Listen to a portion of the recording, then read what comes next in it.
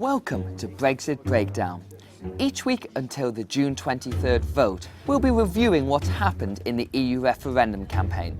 So, what have the Remain and Leave camps been up to? As ever, we've seen some dodgy statistics thrown around. This week's worst culprit is the former Chancellor Alistair Darling. He claimed that £250 billion of trade is at risk if we leave the EU.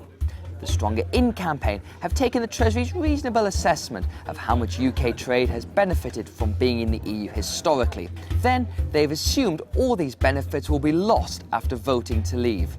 The economic consensus is indeed that Brexit would hit trade, but it is a stretch to assume that all the benefits of decades of EU membership would suddenly disappear outright. The main message from the Leave campaign has been on immigration, so no change there. Specifically, they are lambasting plans for visa-free travel between Turkey and the EU, a policy which in turn means that Greece can send migrants back to Turkey.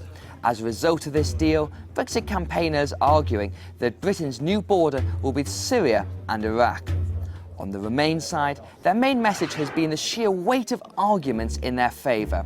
With just 50 days to go, the Stronger In's 50 messages to stay include losing trade agreements with tens of countries, all of the world's experts backing Remain, and the cost of leaving. It's very much business as usual from the Remainers, focusing on elite opinion and the economic case to remain in.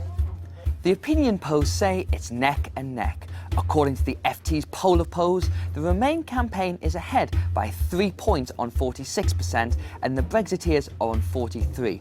The only new poll this week has been from ICM. It's an online survey which has Brexit ahead by 1 point. The bookmakers are united in predicting a Remain victory.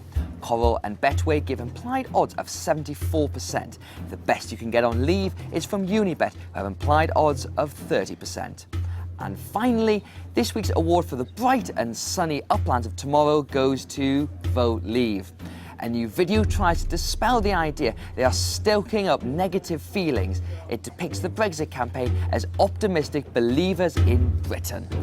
For a country like Britain, a maritime country connected by language and law, by habit and history to every continent, it makes no sense to be trapped in the only trade bloc on the face of the earth that isn't growing.